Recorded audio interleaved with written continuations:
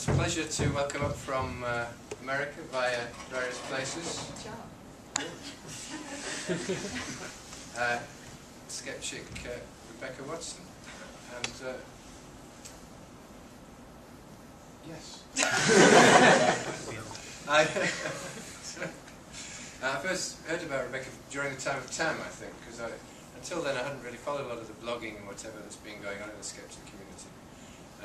But I've been very impressed with a lot of blogs, and I think Rebecca's got one of the best going there, Skepchick blog, and a great team of writers. So it's a pleasure, and I'll be interested to hear what she's got to say. Thanks, Rebecca.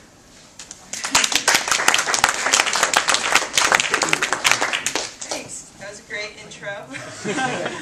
I do the blogging and stuff in the blogosphere, as the kids say. Yeah, I mean, thanks so much for all of you coming out. I'm glad that you escaped the Minotaur that is surely lurking somewhere in the middle of this building.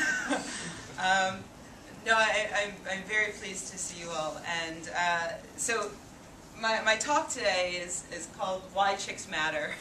Although that's not really the actual talk was called Feminism and Skepticism, but the thing is, the F word really scares people, I found. So I decided to trick you all into coming and hearing a talk all about feminism. So now you're stuck, and there's few of you enough that I'll notice if you leave. So yeah, you're in for the long haul now. So yes, I run Skepchick, which is a blog at skepchick.org, and I'm also the lone token female on the Skeptic's Guide to the Universe podcast, which I'm sure you all listen to, right? Yes, okay. You know, it can be tough sometimes being the only girl. And the thing is, when I got into skepticism, I wouldn't have called myself a feminist. I didn't really know anything about it, and I didn't really care. I had feminist sensibilities, but I didn't really care. But then I realized that I was the only woman showing up at conferences and Skeptics in the Pub and things like that. It was usually men. This series has been great so far. I know that you guys saw Ariane Shireen last time, who was fantastic, and next month you've got Izzy Lawrence, who is amazing.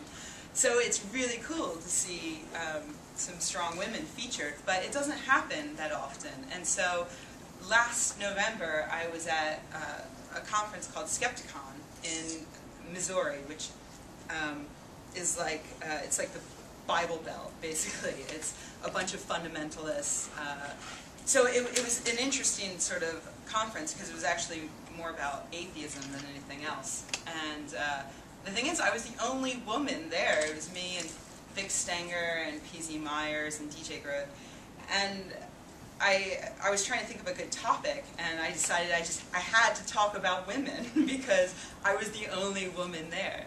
So it's things like that that have led me to learn more about feminism and realize that feminism is very important. And I think it's important that skeptics understand more about it. And so that's basically what my talk is about, whether you like it or not. So I'll start by just laying out a definition, because I find that oftentimes these conversations can get sidetracked, like what is feminism? So this is the OED definition, and it's pretty close to what I think most feminists would say they ascribe to, which is just the advocacy of women's rights on the grounds of sexual equality, which, yeah, is pretty basic, and I think it's something that people could get behind. The problem is that a lot of people are laboring under some assumptions about feminism. So in this talk, I'm basically going to go through what I think are the three biggest, worst assumptions that people make about feminism, at least when they bring it up with me. And so to start out is the idea that feminists hate men, which might be true of some of us. Like, yeah, I hate men, but not all feminists do. No, I don't hate men. I'm even married to one, believe it or not. The funny thing is that we just did a census on Skepchick, and over the past, I'd say, year and a half or so, we've made a real solid effort on Skepchick to introduce more feminist topics. It used to be, we were about a dozen women blogging about skepticism, and it would be general skeptical topics that other people were covering as well. Things like cryptozoology, alternative medicine, things like that. And then we started injecting more and more feminist topics in. And I did a census 2 years ago, and I found that something like 70% of the readers were men. And that seemed to be true of most other skeptical blogs on the internet. And as opposed to skeptical blogs in real life on the corner. I don't know why I said that. I'd hoped that by introducing more feminist topics, we would get more women joining in. So I had a census just last week, and what we found was that it hasn't really improved by that much, female to male ratio-wise, but it has improved. Now we're up to 62.8% of people reporting as men, 36.5% as women, and 0.7% reported as transgendered. That number is actually a bit higher. It was my fault. I laid out the survey saying, are you man, woman, or transgender? A lot of transgender people wrote in and said, well, I identify as a woman, but I'm actually transgender, or, it gets a bit sticky. So, but I think that gives a pretty good overview of our readership. And at first I was a bit disappointed because I thought, I wish it were closer to 50-50. But then I realized that there is a silver lining, and that silver lining is the fact that we've been talking about feminist issues, but our readership has grown quite drastically in the past 2 years. We have a lot more traffic coming in now than we did 2 years ago. And it's still a lot of men, which I think is kind of cool, actually, that a lot of men are still interested enough in feminist skeptical topics. Which I don't think anybody really expected to happen. This is a comment that I found on P.Z. Meyer's blog, Farangula. He had posted something a day or two before Skepticon, back in November, basically talking about sexism, the problem of so few women being prominent at the forefront of skeptic blogs and atheist blogs. And this was one of the comments. There were a lot of weird comments that I disagreed with, but I thought that this one really illustrated what I wanted to talk about. He says, to put a rather blunt case forward, a writer whose primary output is on the subject of feminist skepticism should not be all that disappointed or angry that they find a limited audience outside female skeptics. If Dawkins mainly wrote about evolution and its implications for old white guys, he would lack an audience. But his writings are general to the subject and thus more accessible / relevant to more people. This is a pattern among those who are dominant. Their writings are less personal and more general.